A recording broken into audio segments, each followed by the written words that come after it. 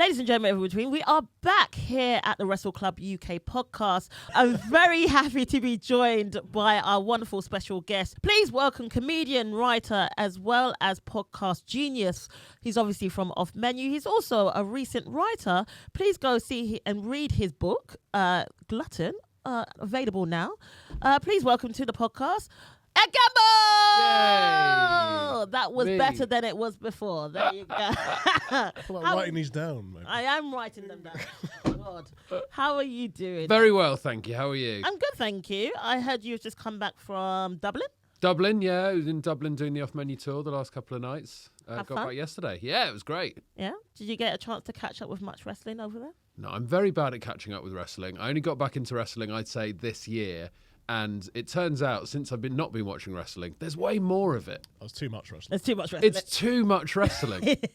And also, they all seem to be trying to just like kill each other or get injured every match now. Is that AEW? AEW and, to be fair, WWE, they spend most of the time in the air. Yep. Well, we were talking about Moxley the other week. Yeah. And Moxley is very much, like, if you're in a match with Moxley, you are having some blood. Yes. Yeah. How do you feel about blood? I don't mind it, but I think if you're doing it every match, it sort of loses its potency a bit. I would agree. And I like Moxley. I think he seems like quite a nice man in real life.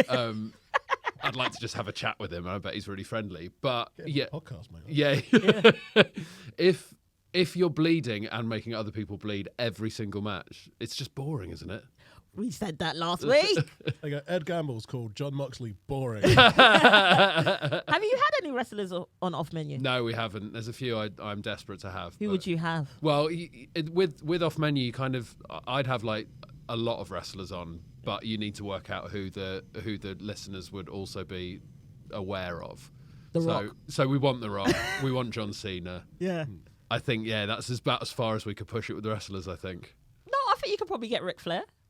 I don't want Ric Flair. Can you imagine? Like Dan Aykroyd all over again. Well, I watched AEW this morning and his promo. Oh my God, don't watch it.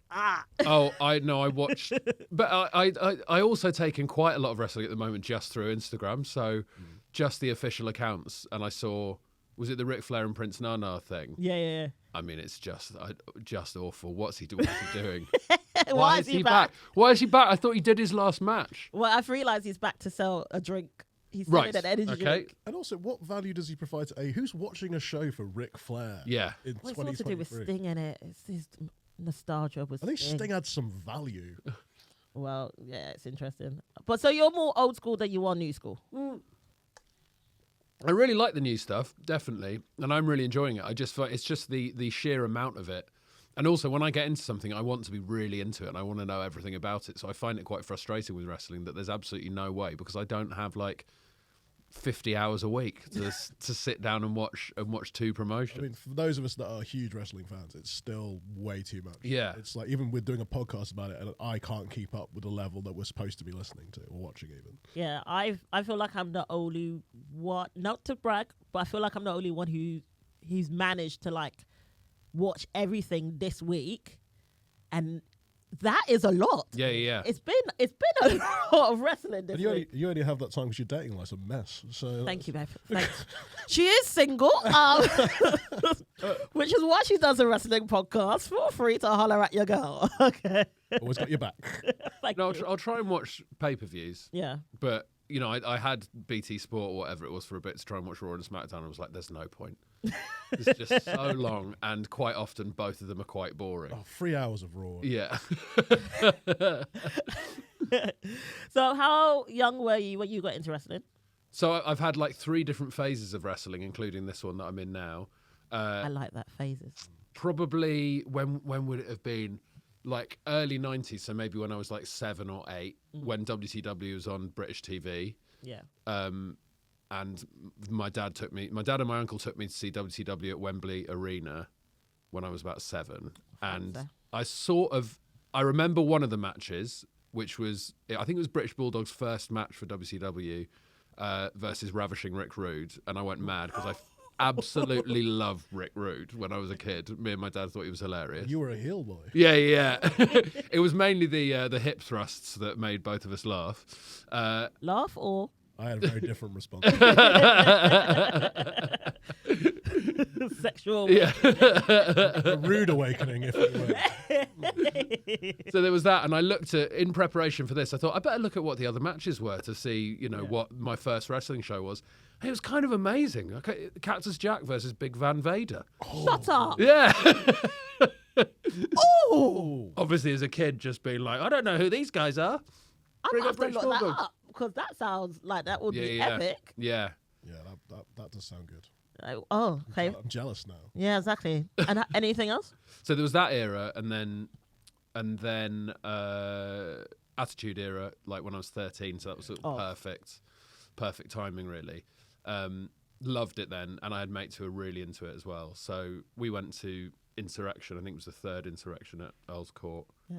So I absolutely loved that. I found a lot of people who loved the Attitude Era wanted to be part of a certain faction in that time period. Mm-hmm. Did you want to be? Well, a DX boy, definitely.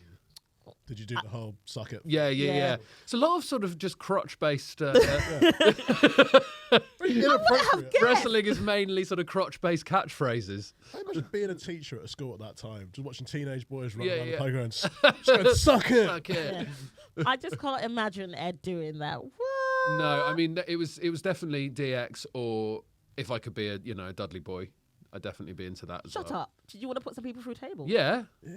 I love the Dudley boys. I feel like they're underrated. Someone said to me the other day that out of the 3 tag teams that they were the worst ones, and I was like, no, They were the best they were ones. the best ones. Aren't they They were like the one of the most best decorated Tag as well? team. Okay. Edge and Christian were the best individuals, Okay. and then the Hardys, I don't know, are just a train wreck of society. But yeah, I agree that Dudleys were the best team. Well, the argument was that how the Dudleys didn't have moves, wrestling moves, they just had spots.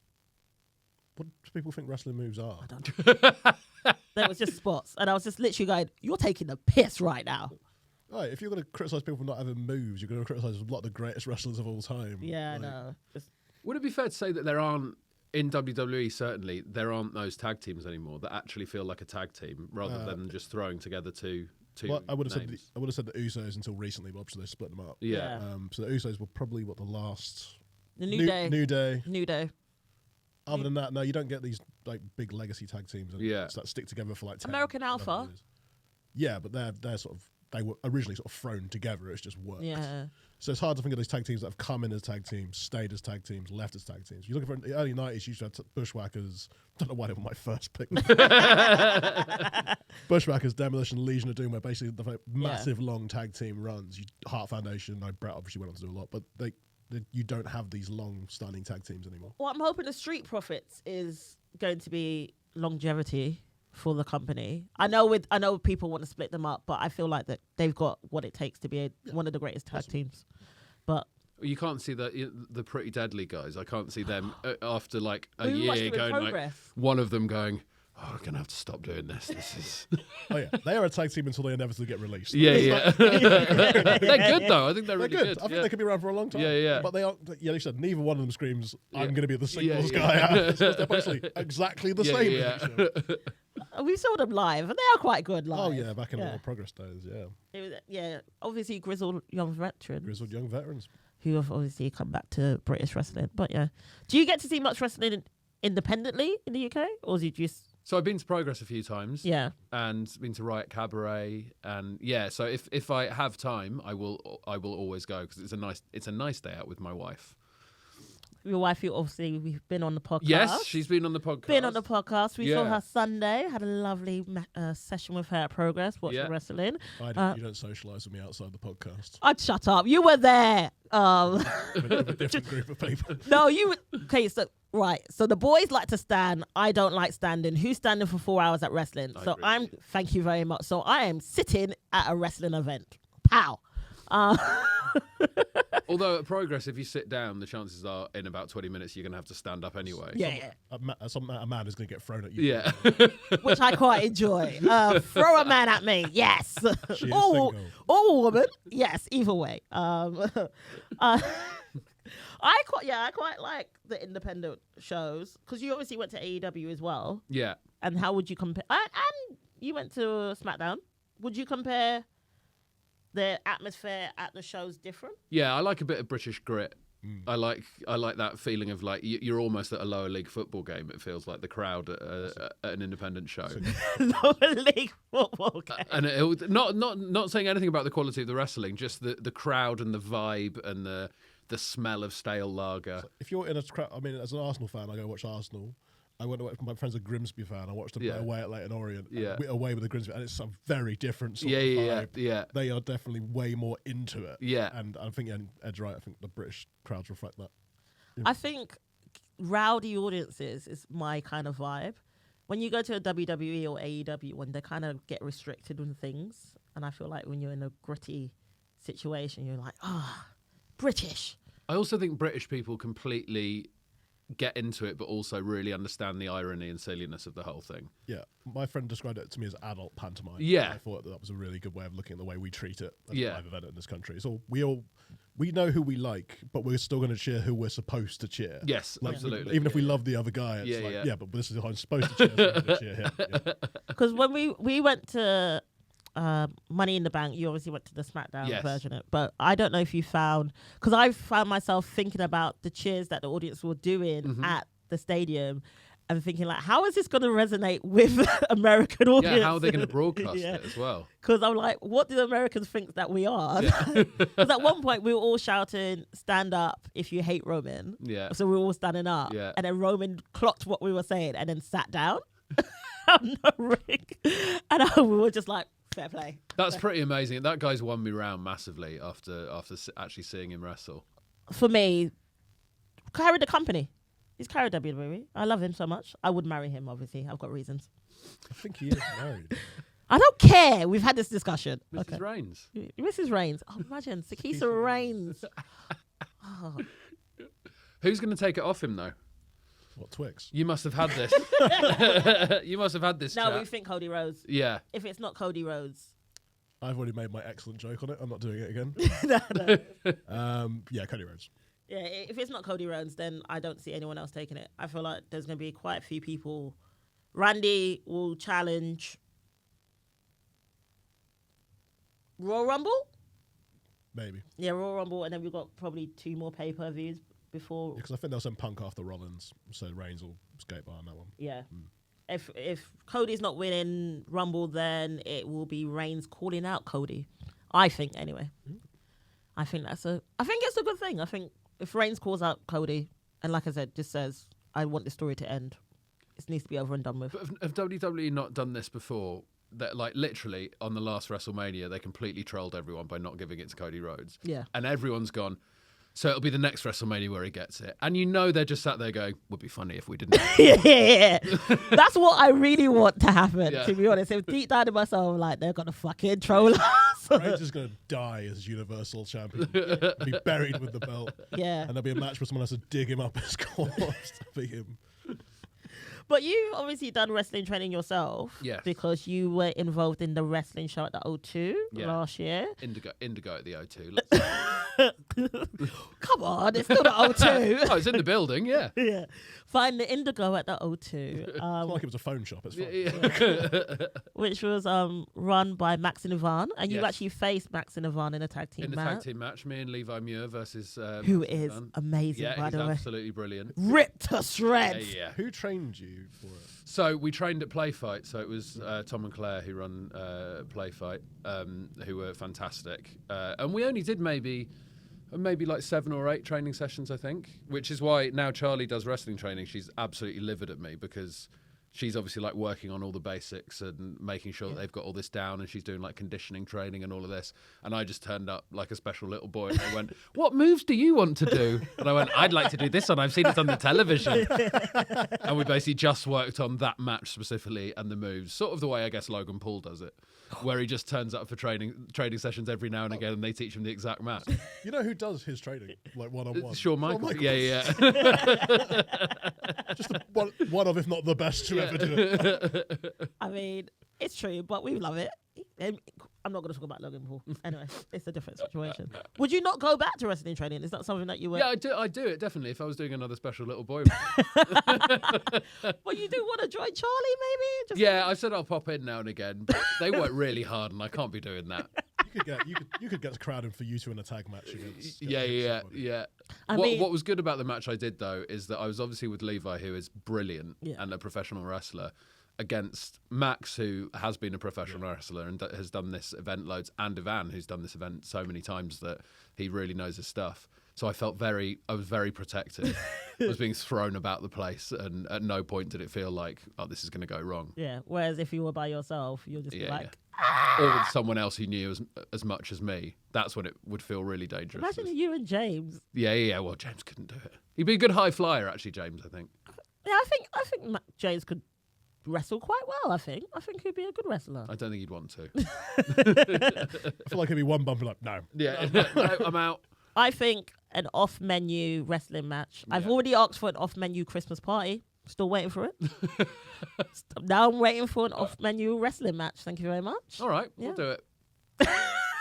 just agreed on behalf of him. Yeah. Did you find it more nerve-wracking doing that than doing stand-up? It was more of a buzz, certainly, just because it was a new thing. And it was a massive crowd. And I think as soon as I took that first bump, it was mainly me taking bumps, the reaction from the crowd was huge. And I was like, this is great. I do genuinely at that point, I was like, I do prefer this to comedy. How much did it hurt the next day? And did that change your mind? It wasn't too bad, you know. I had a massive. I had 2 boot prints in my back because Max did a super kick off the top rope into my back when I was like just vamping, holding a van by the ear, and so that proper took me out. I had a few aches and pains, but nothing too bad. It's just the fact there's a boot print in your back. Yeah. Did you take a picture of it? No, I don't think I did. Oh, it's real. come on. It's real. I'm not lying. Come on. Just showman. Come on. And I had some chop marks as well. Oh, yeah, you got to have chop marks. Yeah. Obviously, with wrestling over the years, there's been some quite niche matches, and obviously there's been some involving food. Mm-hmm. And obviously, you're a food connoisseur, if you want to put it that way. Is there any particular match that you would want to be in that involves food? What are these niche matches involving food? Which ones are you thinking of in Have you particular? like the turkey, like the Thanksgiving match? There's been like a gravy match. This is like Attitude Era when they just made women roll around in fluid. Right, Yeah, yeah. For the amusement No, of there's men. been some men doing some like weird. I remember the British Bulldog being in a dog food match. Yeah. It's not the same thing. That was Roman Reigns. Remember that with Corbin? Oh, yeah. The dog food match. Yeah, dog food match. What, Loser the had to loser eat had to eat dog dog food? food? Yeah, and You it know, was, really normal stipulations for the sporting event. Never like when Arsenal play Man United, sometimes the lads are like, if we win, you guys are eating dog food. Dog Yeah. food. it was quite nasty, to be honest, especially because he's my husband. But anyone in particular that you would want to get involved food-wise with? I love any match where there's something hanging above the ring. Oh, or, yeah. Or on a Like pole. a massive turkey. Yeah, like a turkey on a pole match or something. Very Christmas/Thanksgiving. Yeah, it'd be a nice Christmas special match. I feel like Turkey it's on the a pole. season. Yeah, it's Yeah, the season. I feel like if there's anything hanging, it would have to be fried chicken for me. Yeah. It would have to be fried chicken, like a massive drumstick, just sort of. Not like a bucket suspended. Oh, a bucket. Yeah. I don't know if it's because I'm hungry right now. It's like lunchtime and I'm like thinking about. I don't think we've got up over a podcast review where you've not mentioned fried chicken yet. On a podcast that is not about food, by the way. I love that you just really tried to get it around to that as well. You're like, what match would you do involving food? I'd do fried chicken. One big drumstick. It's all about chicken. Okay, it's all And about now from our sponsor, KFC. KFC and Starbucks. Hello. Do you want to hear my Money in the Bank theory? And I'm sure someone else has done this already Go on. for this year's Money in the Bank. The one that just went or the next year's one? No, so the briefcase Yeah. that Damien Priest currently has. Yeah. And I'm sure this may have come up because I sent it to my friend. And he was like, "Oh, I've heard maybe this is a thing." I don't think there's a contract in that briefcase anymore. You think Sami Zayn's taken... No, I think Finn Balor took it because they specifically made a thing of filming a backstage section where Finn gave him the new briefcase. He was like, "Oh, you got the new briefcase, the black and purple one," and gave it to him. And then we've not ever seen inside it, or he's not. But we've delved into the area known as the mysterious area of WWE contract law. Yeah. Where apparently if someone just runs off with a briefcase, that negates your rights to your contract. Yeah, I think he's going to try and cash it in, and there's going to be no briefcase in there, and then Finn's going to come down with the old briefcase. Oh, that's a great plan. That's a good plan, actually. I love Never that. thought about that. But also, like, it's one of those things where I know you have to suspend the kayfabe of Damien Priest has never once opened. Yeah. It'll be fine. I want to have a look inside. Yeah, maybe there's more attention to detail these days, but that's something that crossed my mind that I thought would be quite good. That would be such a nice thing to happen. I want that to happen now. If that happens as well, you're going to get major internet points. Who do you think he's going to cash in on? Oh, I don't know, because they tried to do it the other day again. He tries to do it quite a bit. Yeah. They are not ending Roman's title reign. We're like, No. Yeah. It's Seth, isn't it? But It's Seth. because also they're desperate to make that title look amazing. So Well, I'm quite intrigued about Drew at the moment. I feel like Drew might win it. I like heel Drew. I like heel Drew. Iron Drew. Great. Yeah, I feel like Drew will win it from Seth, and then potentially Damien will cash in on Drew. right. That's my theory. I think it could be a theory that could work into Royal Rumble. Yeah. Right. Just a little theory. Just a little theory. Just a little theory. See, this is also what I really like about wrestling now, because I didn't get this when I was like 13, that people now, wrestling fans, when they talk about wrestling or they get angry about wrestling, they're not getting angry about the actual wrestling. It's about storylines. So it's like watching EastEnders and going, the writers are not doing their job properly. Man, they're burying Phil Mitchell right now. Do you have a preference in terms of company at the moment? Because obviously you went to AEW as well, and then you did message me and was like, "Don't go to Edinburgh." Yeah. I mean, that show was amazing. I think for story and fun, I prefer WWE. For actual wrestling, I prefer AEW. Yeah. I think all of my favourite actual wrestlers are in AEW. Oh, who's that? Well, like Ospreay now, Yeah. and MJF, and Swerve. And yeah, but then WWE, I'm going to have more fun watching WWE as a whole show, I think. It's a better book show. Yeah. Did you watch the Hangman Page versus... I've still not seen it. I should have watched it in preparation for this, but No. I've heard it's absolutely amazing. It is, but you might have to have like a blanket or something, because there's a lot of blood. Yeah. Talk about blood, there's a lot of blood. Some people are eating some blood. That's what I'm saying. It is quite gruesome. Sounds safe. Yeah, it did. To be honest, I was like, "Oh, did we check that with producers before we did that?" Yeah, it's a really good match, and I would recommend it. But I find with AEW at the moment, and it's very hit or miss consistency wise. Like, some of the stories are great. The MJF story is really good. I like the fact that he's currently face. Samoa Joe coming in and trying to challenge him for his championship when he's injured. I really enjoyed that. But we were talking about the women's division. Yeah, they're not even trying. Obviously, they lost Jay Cargill. So, Yeah. Which is a big loss for them, I think, because they've not got anyone coming in to replace her. no. I think if you look at like the Will Ospreay situation, Will Ospreay, he runs a free agent. I can see why it's attractive for him to go to AEW. Mm-hmm. I can't see why, as a major female wrestler at this point, you'd want to go to AEW if you had the option between the two companies. I just think they just need to do something. I feel like Britt Baker not being in the. We lost Britt. We lost. Who was the woman? Who was the woman? Hold on, let's see if we can get it off that. The British woman who was champion. Jamie Hayter. That's the one. Hayter. Jamie Hayter. We lost Jamie. Soraya's not really wrestling. I don't know if she should be, and I think that's the question. I don't know what this noise is. I don't. Yeah, she came back, and I kind of was like, "Oh, I can see where this is going," and I was a bit worried for her, and I feel like she's not lived up to expectation, which is a shame. But she's injured. She's still injured. She's obviously still injured. It was worth it for the pop at Wembley, though. It would, yeah. I can imagine how that went down. Yeah. And I feel like a lot of things that happen at Wembley, including like Will Ospreay, and he needs to stop saying bruv. He needs to stop. What's wrong with bruv? It's the way he says it. It just feels very forced. I don't think it's forced at all. I think You that's say his bruv. personality. I think that's Will Ospreay. It would be forced if I said it.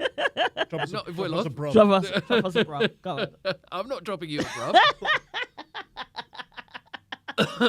It works with him, I think. Nah, it really makes me do that. Ooh. Nah, bruv.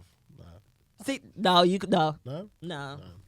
He's brilliant, though. He is awesome, and for his age and what he's accomplished in a short period of time, I think he's going to be like the biggest megastar in a few years' time. And I would love to see him live, apart from what we see in that Progress, in a different stadium. Yeah, he's good if you like the flippy shit. Oh, I do like the flippy oh, shit. exactly. I was about to say. What He's you good gonna at the other shit, too, though. Flippy shit and other shit. How would you sum up wrestling? If you was gonna, no, we're saying the sentence again because I wrote this down. Sorry. If you were gonna sum up wrestling compared to food, how would you do it? Compare wrestling to food. Yeah, because obviously food is your Food's my speciality. passion, but, I very much enjoy wrestling as well. I mean, it's a difficult question, Sikisa. You're asking me to compare two very different things. I am. They're both things you can never fully understand. There's a lot to investigate. There's many different types, but they're both equally as delicious. There you go. I will say, getting him to compare wrestling to food is like comparing grapples and oranges, isn't it? That's lovely stuff. There you go. One every week. He's actually quite good at that, to be honest. We have now got a 60-second challenge for Ed Gamble. Oh, no, I'm going to panic. Your quick fire round. Mark, would you mind timing me? Yep. Good if I've been queued up to that beforehand, so let's figure out my phone. That's fine. We can edit that. Yeah. I am ready to begin. Tell me when you're ready to go. Are you ready, Ed Gamble? So ready. Okay, let's go. 60-second challenge starts now. AEW or WWE? Oh, that is really hard, given that I've just said I like either of them. I'll say WWE at the moment. Who was the best member of DX? X-Pac. Who would be in your dream match? Hang on. Am I in the match? No. No. This is so hard.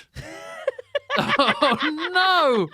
This is so bad. I need more than 60 seconds. This is a whole extra podcast. Dream match is like dream menu. For God's sake, you guys could squeeze a whole podcast out of this.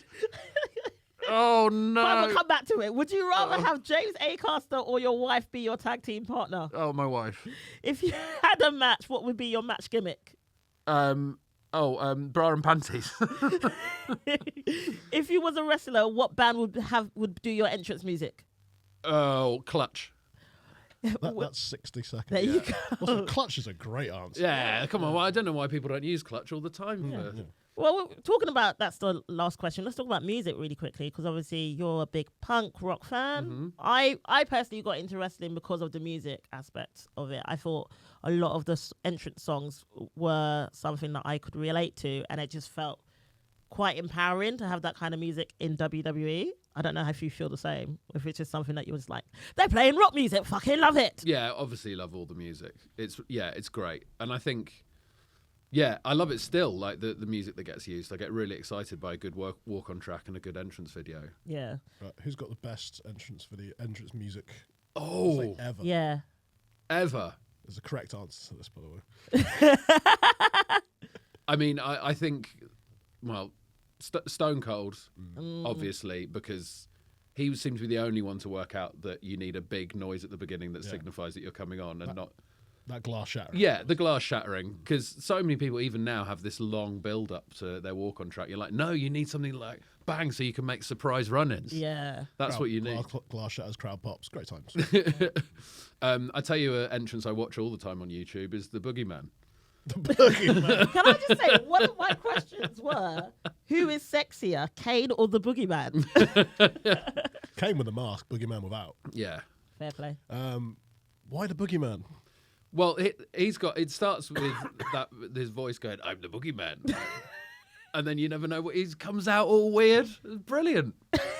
I love it. Sounds like some sort of terrible kink role player. I feel like the songs like Adam Copland's song. We're calling him that, are we? We have to now. He's in AEW, aka Edge. I feel like when it's a catchy song, a song that everyone quite well knows, I feel like it's quite. When NXT had Slipknot, I was so happy when they had them as their entrance song. Certain bands I feel like really work in AEW and WWE and wrestling in general. When we went to watch Progress, they had some live bands. It was mainly rappers, wasn't it? It was mainly rappers. No, actually, no. Thingy's one was a rock one. We'll remember the name and we'll put it in. We'll probably edit this. We'll probably edit this, but yeah.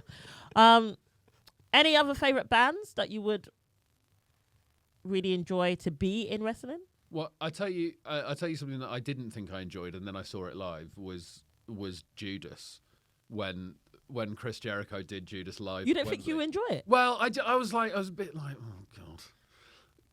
As a rock and metal fan. Well, he said before you turned up. I've already slagged off Fozzy on this. Yeah. One good song does not make you a good band. But live, Wembley Stadium, when they played that and everyone lost their mind, it was pretty cool.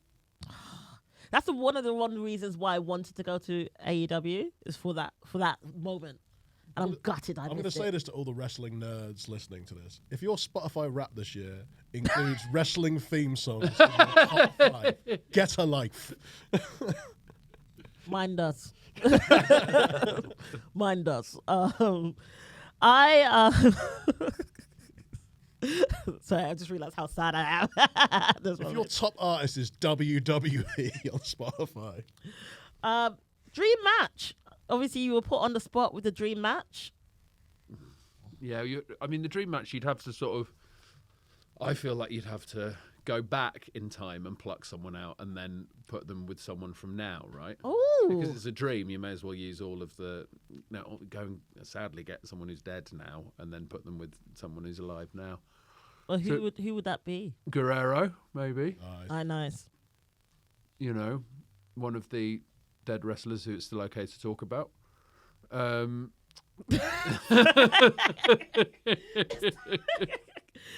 love the fact that everyone's like,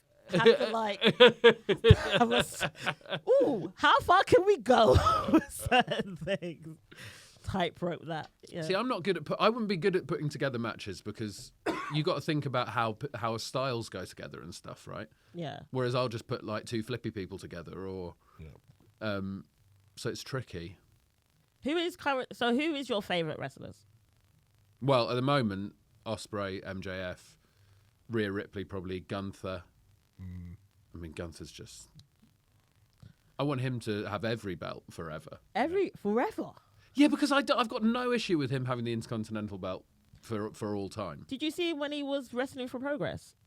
No. Walter. I'm aware that he was Walter. Yeah. And was Walter in NXT as well. Yeah. Right? And then they changed it to Gunther. I think Gunther is better though. I hated it first, but it's grown on. Is it? Yeah. I don't know if it fits in. They both sound like exchange students. Yeah. It really does. But I've seen videos of him and stuff. I think I preferred him. I want a big fat lad to keep hold of that belt for that long. But he's not as fat as he No, used to exactly. be. But they've definitely made him do that. Yeah. And I'd much rather have like just a big, because that's wrestling back in the day as well. They used to be way more just like big fat lads slapping I want the a shit Big out of Daddy each other. V and a Yokozuna. Yeah. That's a dream match. Big Daddy V versus Yokozuna. I think that Mabel versus Yokozuna did happen, and it was terrible. I remember that. It was actually really awful. Really awful. Any other people that you are your favourite? Because you obviously talked presently. Any other old timers? Eddie Guerrero, you mentioned. Love Eddie Guerrero. Loved all of DX. Like a huge Mick Foley fan. From back in the day. Really. Which personality? Yeah, see, I think probably Cactus Jack is my favourite personality. Less of a dude love guy. I'm a Mankind guy. I like Mankind a lot. Yeah. I'm a Cactus Jack kind of girl. Pop out! And just Mick Foley in general, he seems like a lovely man. Yeah, Mick Foley does seem like a lovely He does man. not say pow pow. I know he doesn't. I know. Bang bang, fine. If Mick Foley sees this, I can send him a clip of him going pow pow. I'd be totally in for that. If he responds and says pow pow, I'll be very happy. It's bang bang, pow pow. I don't know why we keep saying pow pow. Oh, but yeah. Yeah, I feel Mick Foley's probably would have been my top 5 wrestlers. Yeah. Who was your favourite when you were a kid? Like, I think first go round. Oh, first time round. I tell you who. So, because I was so young, I was just sort of taking it all in and found it really funny if my dad found it funny. So we loved Ravishing Rick Rude. We loved at the time. So there was like all these guys with ridiculous names, and I distinctly remember watching an episode of WCW with my dad, and then they introduced Ron Simmons, and we fell about laughing because it's just such a normal name. And then lo and behold, by the time I got back into wrestling in the Attitude Era, Ron Simmons was in the APA, yeah. And then he was Ron Simmons again. Yeah. I don't know why he went back to Ron Simmons. Ron Simmons. I should get back to. People appreciated the Ron Simmons gimmick. Do you ever get embarrassed by watching wrestling? No, God no. Nothing of like it's not something you're watching and then someone comes in, you'd have to be like, oh, now this looks bad. No, not at all. I've always been very. If I get into something, I get into it shamelessly. So. Like I've been a metal fan my whole life. People try and embarrass you for that. They should, to be fair. Yeah, but You can leave. But wrestling's just another one of those things for me. Like I get nerdy about stuff, and I think that's great. Welcome to the club. Yeah. Do you think there's a correlation between comedians and wrestling as well? Because there's a lot of comedians who are wrestling fans. Do you think it's something about us that makes us wrestling fans? I think we appreciate the absolutely over the top, ridiculous element of it, and the storytelling, and it's very funny wrestling. It is. It's very funny, and at its essence, it's very, very well rehearsed slapstick a lot of the time. So I think that's why comedians like it. But I know a lot of comedians who think it's pathetic as well. So. Yeah, they're comedians. Who cares about their opinion? Yeah. I feel like when it comes to promos, especially, people are able to put out their personality more in wrestling promos. If there was a wrestler that you would want to incorporate in terms of your personality on stage, who would that be? Difficult. I'll tell you something about James Acaster. You can ask him. A lot of his original stage persona is based on The Rock. Shut up! Yeah, he loved The Rock when he was a kid. So like that entire keeping his head up and like that. Yeah, you can ask him about that. But does he get that vibe's not coming across? I don't think he fully wants to be The Rock. I think it was just. I have never once heard James Acaster compared to Dwayne Johnson. Who would I want to incorporate? That is a really good question. I tell you, I don't know, because I just want to be funny and I want people to like me, and I don't think that's necessarily what all the best wrestlers who do great promos have. You should put Ospreay in there, man. Just drop bruv at the end. Bruv, just saying bruv. I think MJF's incredible, but I would never, because he goes out there deliberately to whip up a negative reaction. Oh, wouldn't you love to just do that? Yeah, I'd absolutely love it. So fun. Yeah. I mean, LA Knight, I could just, go out there and just get people to chant my own name and then say, yeah. Is that really where we're at as well, by the way, that every single time there seems to be like an organic person who gets over in WWE, it's always yeah or yes. Or it's just the simplest words that people can say over and over again. That's what we need to do in stand-up then. Just come on stage and say, yes! Sikisa, yes! I can't think of a single comedian who's made their career just about saying one phrase like, something like garlic bread or something. Peter Kay is the LA Knight of comedy. I don't know who that comes more favourable between the two. Yeah. Oh, it's interesting. There are so many people who are great talkers on the mic, and it's much like you, Ed, on stage. Much like you. Well, thank you so much for joining us. Thanks for having me. Episode. Thank you very much, Ed Gamble. Thank you. The podcast.